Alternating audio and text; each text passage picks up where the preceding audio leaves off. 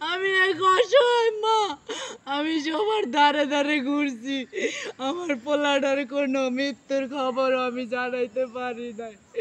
আমি দেশের জন্য রক্ত দিল, কেউ জানলো না। তখন বাজে বেলা 2:30। জুমার নামাজ পড়ে মায়ের সঙ্গে খাবার খাচ্ছিল সাইম হোসেন। খাওয়ার মাঝখানে একটি ফোন আসে। ফোনের ওপার থেকে কণ্ঠ ভেসে আসে, তুই তাড়াতাড়ি আয়, সব শেষ হয়ে গেল রে। খাওয়া শেষ না করেই ঘর থেকে তাড়াহুড়া করে বের হয়ে যায় সাইম হোসেন। তাকে অনেক আটকানোর চেষ্টা করেন তার মা। ছেলে চলে যায় আন্দোলনে। পুলিশের সঙ্গে ইট পাটকেল বিনিময়ের এক পর্যায়ে একটি গুলি এসে লাগে তার কপালে। মাটিতে লুটিয়ে পড়ে সায়েম। পরে বন্ধুরা তাকে নিয়ে স্থানীয় দেশ বাংলা হাসপাতালে নিয়ে যায়। সেখান থেকে তাদেরকে ফিরিয়ে দেওয়া হলে ঢাকা মেডিকেল কলেজ হাসপাতালে তাকে নিয়ে যায়। সেখানে চিকিৎসকরা জানান এখানে আনার আগেই তার মৃত্যু হয়েছে।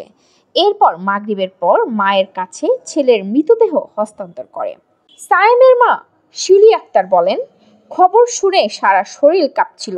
ছুটে যাই হাসপাতালে, গিয়ে দেখি আমার ছেলের নিথর দেহ পড়ে আছে হাসপাতালের বারান্দায়। কেউ আমার ছেলেকে একটু ধরেও নি। পরে কেরানীগঞ্জ রসুলপুর কবরস্থানে ছেলের লাশ দাফন করি। ছেলের লাশ দাফন করতেও অনেক কষ্ট হয়। সবাই বলে তাকে তাড়াতাড়ি দাফন করে দাও, না হলে পুলিশ এসে লাশ গুম করে দিবে, পরিবার সহ ধরে নিয়ে যাবে। এই আতঙ্কে আমার ছেলেকে আমার নানির বাড়ির এখানে এক কবরস্থানে কবরস্থ করি। এরপর অনেককেই জানানোর চেষ্টা করেছিলাম আমার ছেলে আন্দোলনে শহীদ হয়েছে, কিন্তু পারিনি। ছেলে দেশের জন্য রক্ত দিল, কিন্তু কেউ জানলো না। শিলি আক্তারের কাছ থেকে জানা যায়, গত 19 জুলাই যাত্রাবাড়ি কাজলায় কোটা সংস্কার আন্দোলনকে ঘিরে পুলিশের গুলিতে নিহত হয় সায়েম। ওই দিন রাজধানী ছিল উত্তাল। সবচেয়ে খারাপ ছিল যাত্রাবাড়ি কাজলা এলাকার পুলিশ আন্দোলনরত শিক্ষার্থীদের দমনের জন্য বৃষ্টির মতো গুলি ছোড়ে। শুধু আন্দোলনরত শিক্ষার্থীদের ওপরই নয়, ওই দিন বাসাবাড়িতে ঢুকেও পুলিশ গুলি করে হত্যা করে অনেককেই। শিলি আক্তার আরও জানান, ওই দিন হাসপাতালে ছেলের লাশ পাওয়ার পর অনেক মিডিয়াকে জানানোর চেষ্টা করেছি, কিন্তু কারো সঙ্গে যোগাযোগ করতে পারিনি।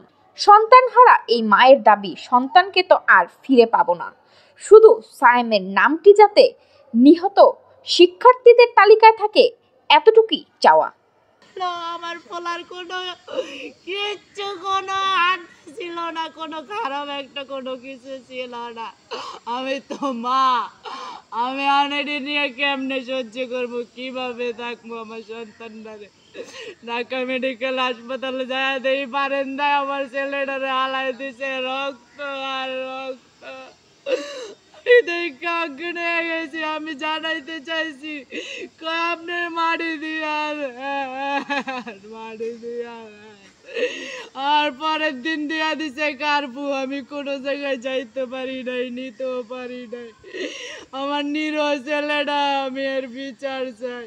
আমার ছেলের তো কোনো অস্ত্র লইয়া যায় নাই, কোনো কিছু করে নাই, তো আমার ছেলের জীবন দিতে হইলো কে?